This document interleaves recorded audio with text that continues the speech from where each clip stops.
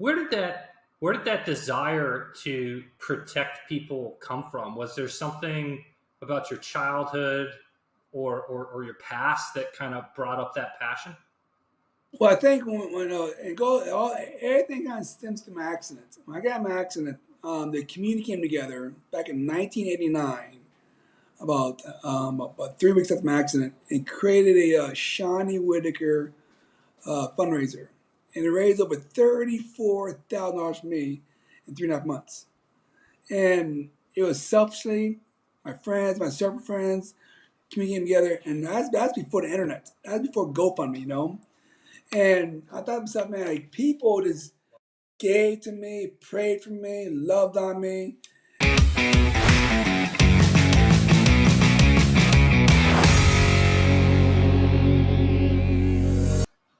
Hey, everybody. Tyler Gibson here with the Orlando podcast. Today, I'm joined by Shawnie Whitaker of your alarm dealer, right? Your local alarm Your dealer. local alarm dealer. Awesome. Well, Shawnie, I'm going to start by asking you the same question I ask everybody. Uh, why is it that you do what you do? Well, that's very well. A little about me. I'm 49 years of age, but back when I was 16 years of age, I was involved in a car accident. I lost half my leg. I was in a coma 28 days in the hospital. And all of a sudden, and after I was a sophomore in high school. When I graduated high school, I'm like, what do I want to do? Well, I got in the alarm business 28 years later or ago, and I said, and I'm like, and I thought to myself, why when I use my leg as a prop? So my whole thing is, your local alarm dealer, let me help you get one leg up on the bad guy. So we keep kind of fun. So I sit down. So my whole thing is this, where it's like, I love my job because I know every day I'm protecting lives, making a difference, make sure kids are safer.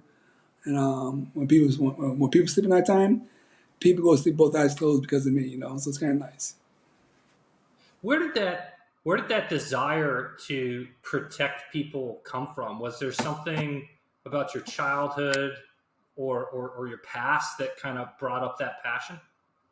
Well, I think when it goes, everything kind of stems from my accident. When I got in my accident, the community came together back in 1989, about 3 weeks after my accident, and created a Shawnie Whitaker fundraiser, and it raised over $34,000 for me in 3.5 months.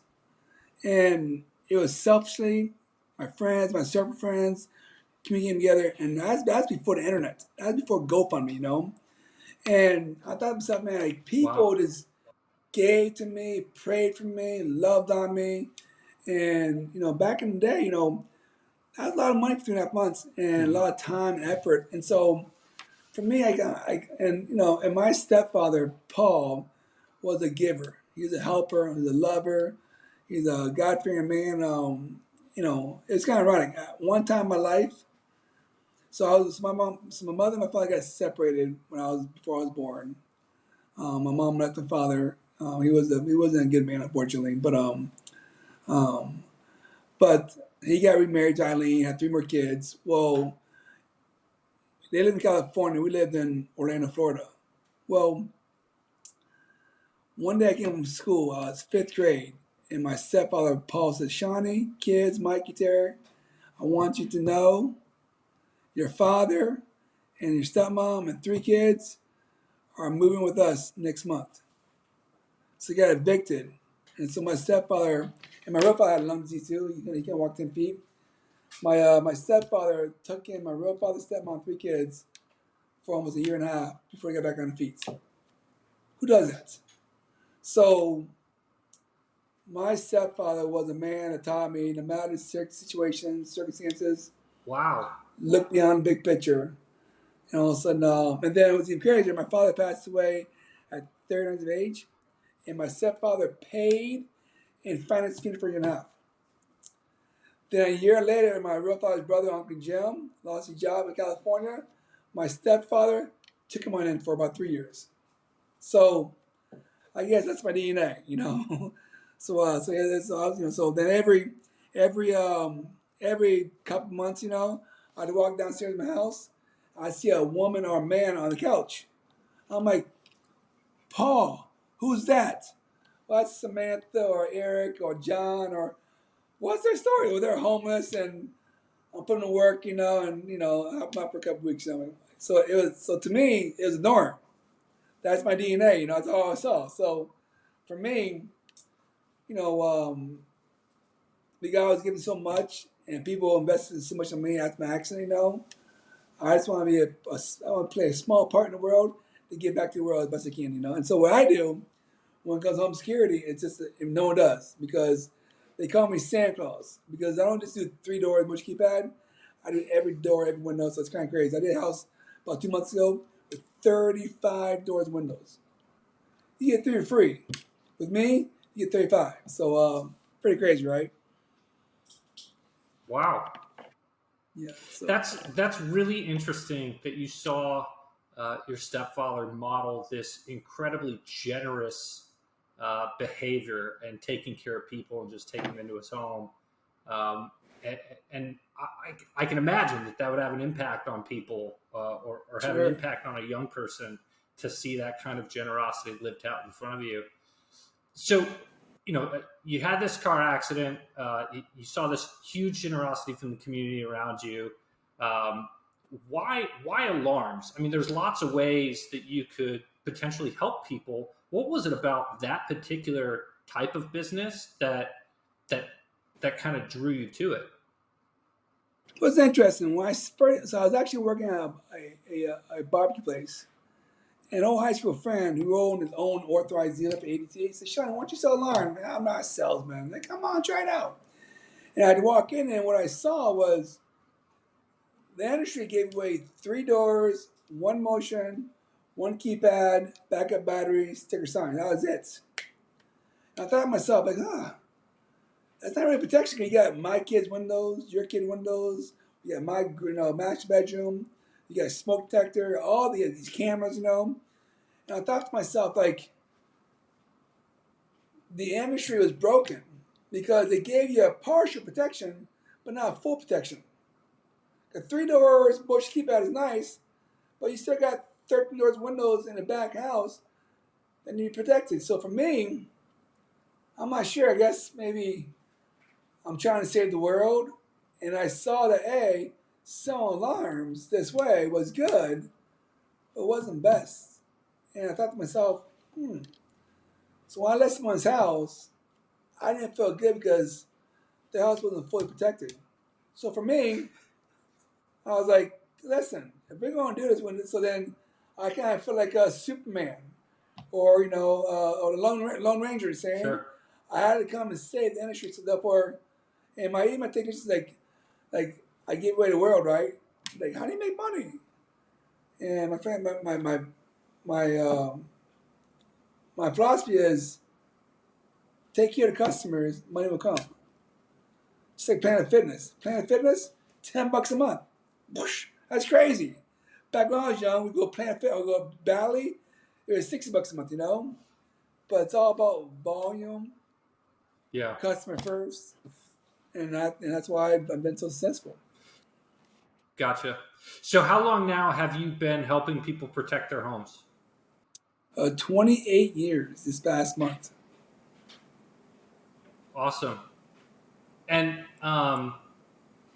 how's business been? Has it been good? Has it been hard? Well, in my business, you door knock. 99% of salesmen door knock. And so what I've kind of created in my business is relationships with mortgage brokers and realtors, right?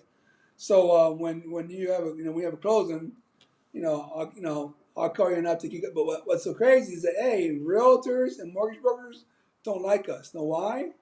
We're salesmen. So if you give me a customer, my number of jobs upsell, boom, boom, boom, right? So what I've created is a company called Marketing Outside the Box. And what I do, Tyler, is that when you have a closing, you give me an introduction, I go to the house, I do a complete full system, every door, every window, motion, smoke, glass break, key fob, and 3 cameras, all at zero cost stamp installation equipment. Competence of the realtor and mortgage broker. So I don't upsell at all. And we know one thing: when we leave the house is done right. And so therefore, what I do, I go back to your customers' houses, Tyler. I give them Yeti cups and cutting boards with your name on there and your brand on there, saying, "Here's Tyler, who took care of this." So therefore, so that's kind of what we do. So I've been blessed enough to create relationships with mortgage brokers and realtors who give me warm introductions. They know one thing: I'm not going to upsell. I'll be the best price to anyone nationwide. And when we install the alarm, we know one thing: it's done right. Awesome. And so you've been doing this for a while now. You've built these great relationships. If you were to look back at the time when you first started, what were some things that you would tell your early business self to help you have um, faster success?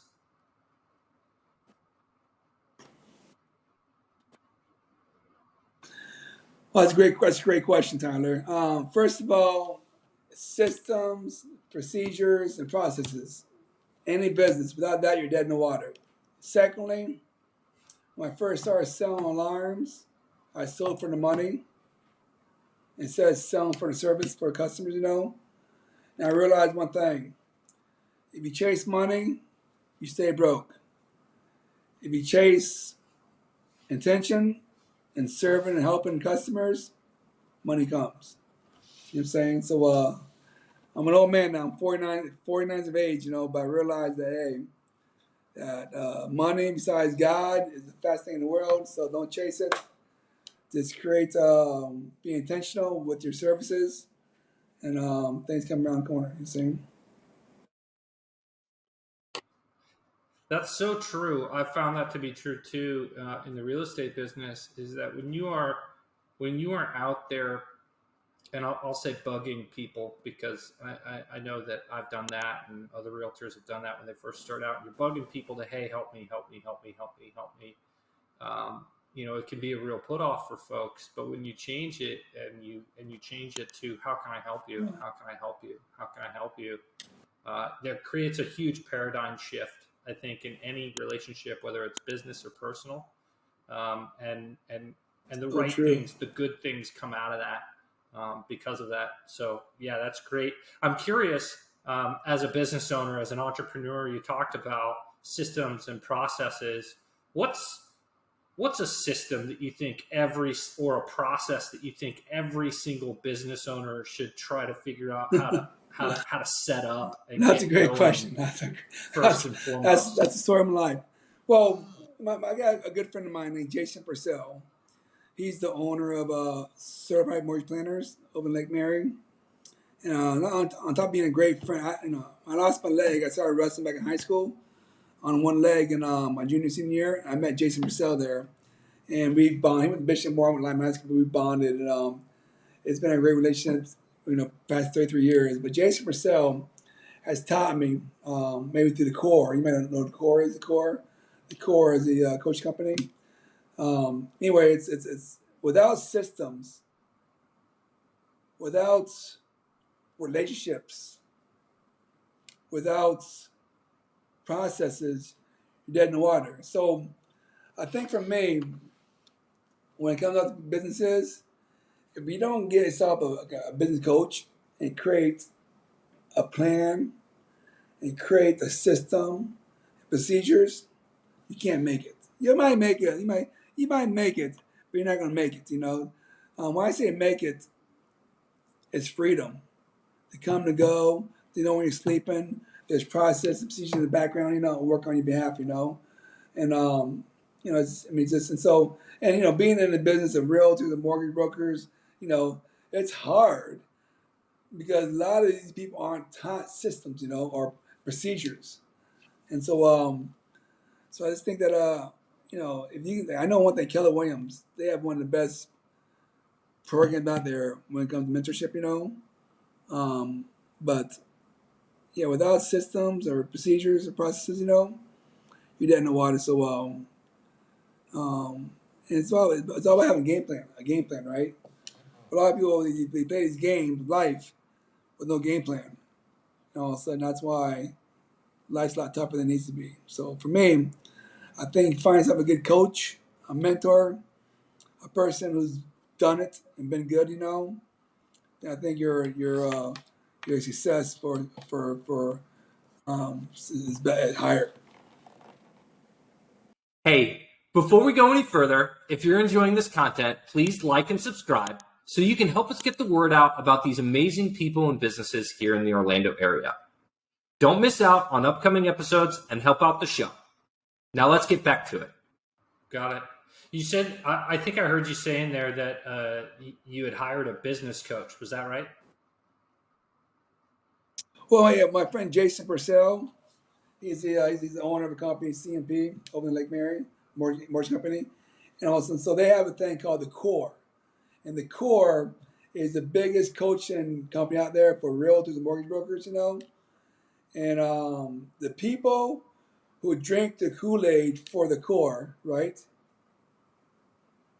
They are big, big money. Their systems, processes. Last night I was sitting there at so my friend Jason has mentored me to the Core, right? But last night I was sitting at Publix last night. I see this guy who works for Remax. And what's up? We're going to work with him real time. That's cool. So, are you a producer? How many transactions do you do per year? He said, last year I did 86. I'm like, 86? Holy Lord, you're a big dog. He's like, yeah. I'm like, but we're looking to do about 115 this year. I'm like, wow, man.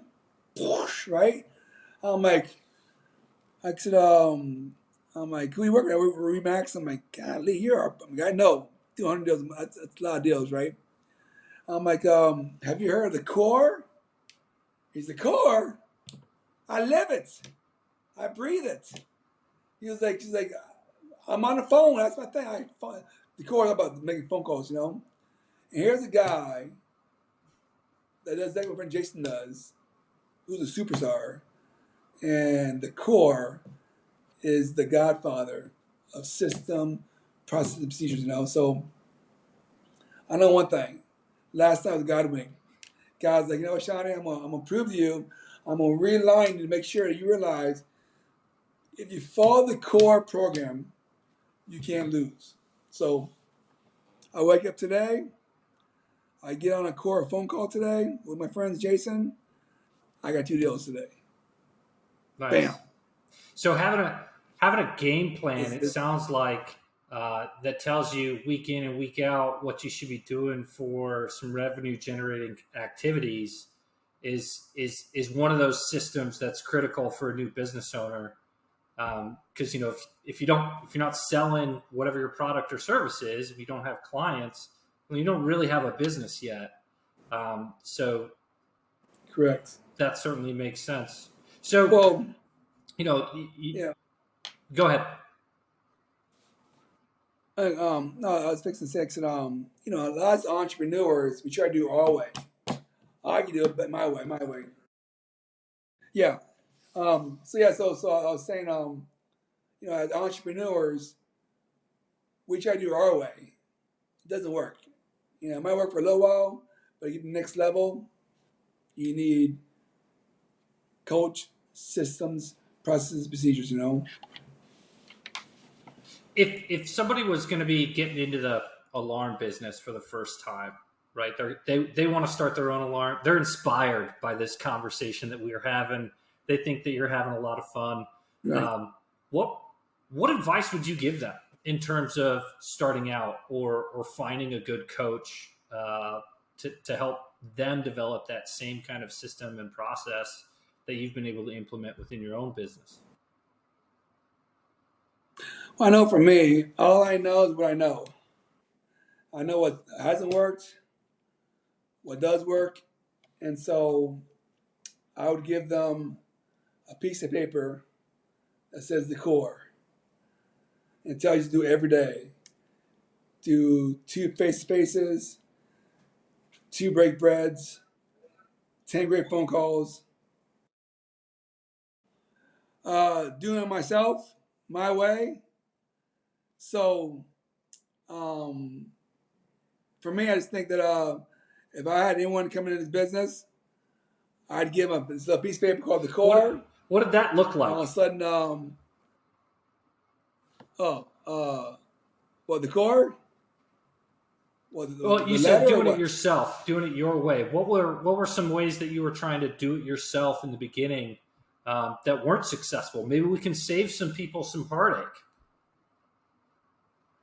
Yeah, well, for me, I'm trying to be the technician, the assistant, the CPA, the house cleaner.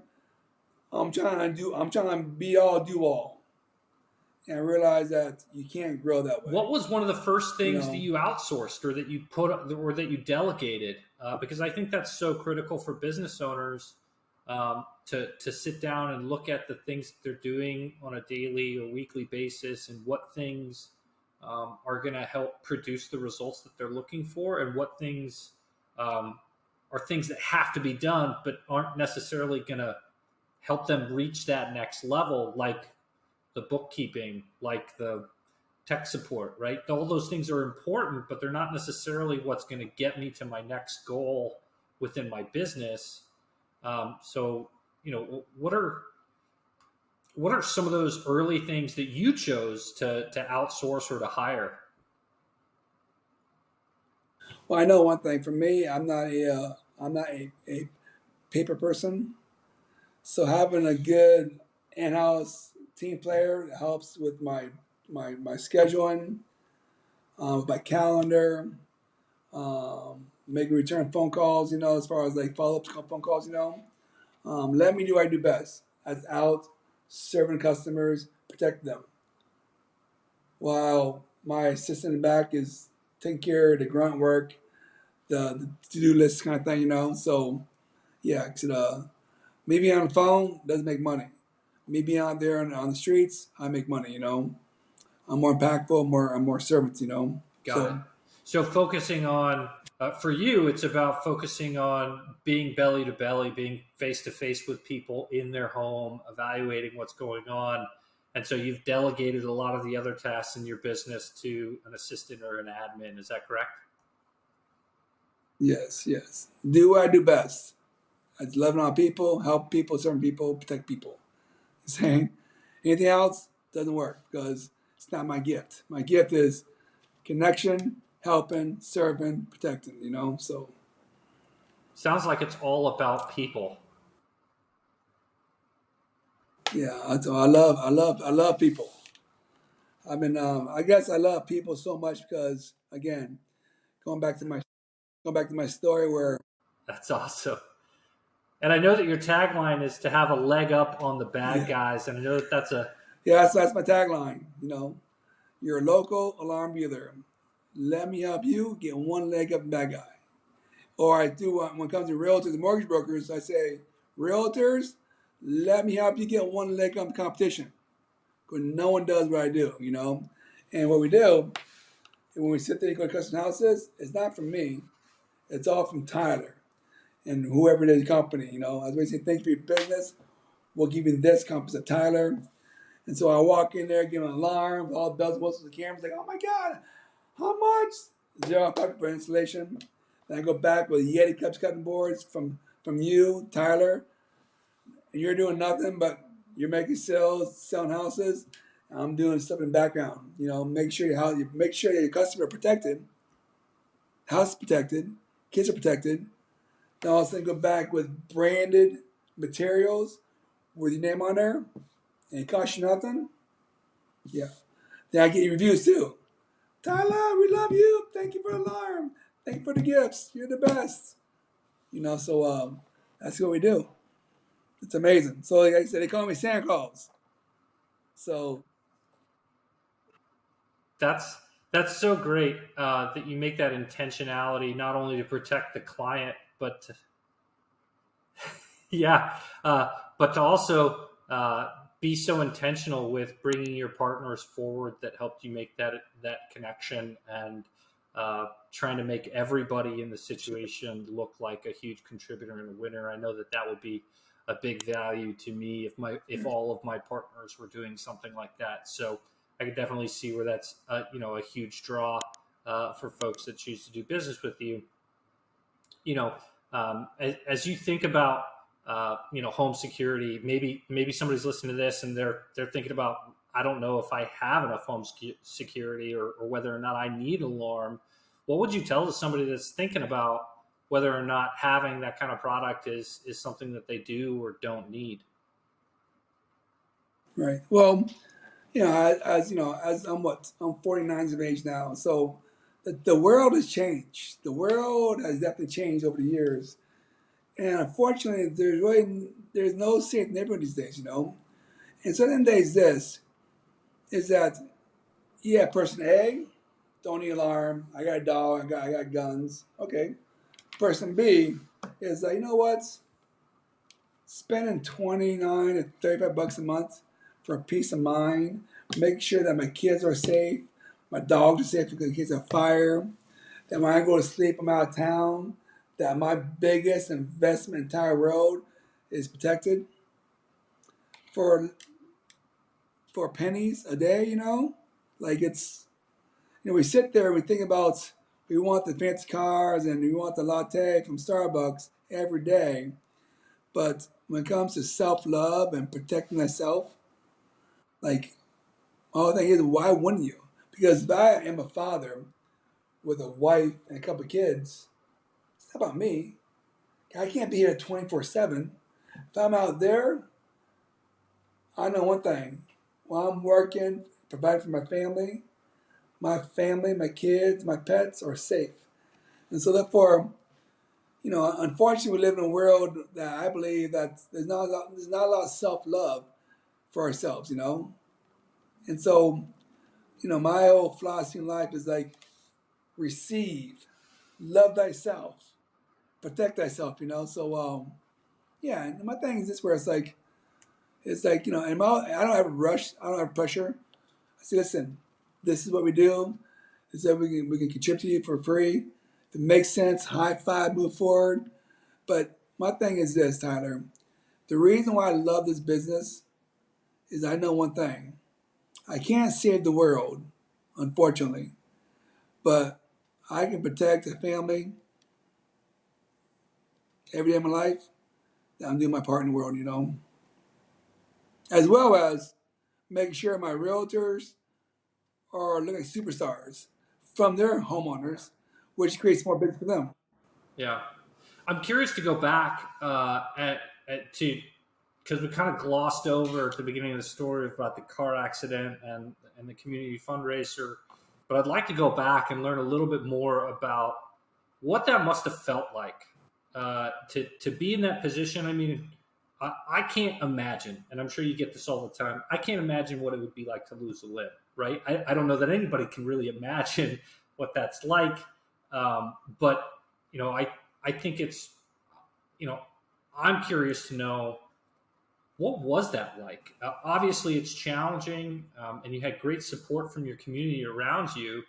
But how was that to wake up after having an accident, or maybe you never fell asleep, but to to come to that realization, and what were some of the things that you had to deal with mentally to really move beyond that? You've obviously embraced where you're at today, and that's great. So many people that encounter that kind of hardship would give up, or lose some momentum uh, that they have going on in their lives. What was it, aside from just the community rallying around you, that helped you to persevere and push forward, and not just exist but actually thrive? Right. Well, that's a great question, and I have the perfect answer. So I was in hospital for 3.5 months in a coma of 28 days. Took out my spleen, sewed my liver up. Did that for 16 days, be paraplegic. My pelvis moved half an inch. But while I was in the hospital on February 25th, 1990, I found God. I found Jesus. And so I became Christian. And all of a sudden, and then I was only sad one day in the hospital. And also now I'm actually writing a book. And the book is called Because of You, I Am Me, the story of Shawnie Whitaker. And talk because of my friends and my family and my loved ones saying, Shawnie, no, no, no, you ain't giving up. And because of God, I'm the man who I am today. When I woke up in the hospital, I looked down, Tyler, missing one leg. My first thought was this: what girl is going to want to date me? I was Yeah. 16. I was girl happy. I was like, we're girls. And all of a sudden, what's so magnificent about, my accidents is that my first room had two of the patients. And I was in hospital in Halifax Hospital in Daytona Beach. Had someone come visit me, Tyler, that I was district of the patients. They gave me my own private room. So December 16th, 1989 was the day of my accident, Tyler. That was the best day of my life. I lost half my leg, but I found life. And I grew up surfing. As a little kid, I was going to the beach to go surfing in the morning, and I wanted to be a professional surfer growing on up. Let's say you want to be an NFL or an NBA. And what's even funnier, Tyler, is that 6 months ago we created a foundation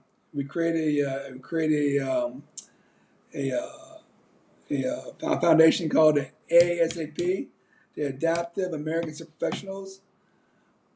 I'm actually going to the World Contest in September. I am now number 2 in the world in my division. I am now a professional surfer with sponsors and I'm 49 years of age. We look back as a little kid, want to grow up, be a professional surfer, and God takes me on a long old road, winding little turns, And here I am now at 49 years of age and now a professional surfer. I have a contest on Friday, a contest on Saturday, and one in September in California. I just got back from Hawaii about 4 months ago. So it's interesting how life will kick your butt and you'll be sad and depressed and want to give on up. But then you realize we're exactly where we're supposed to be at. Perfect time, So therefore, so the whole 360, and it's been a fun ride, Tyler. But I've never imagined at 49 years of age that I'm a professional surfer and I represent Team USA.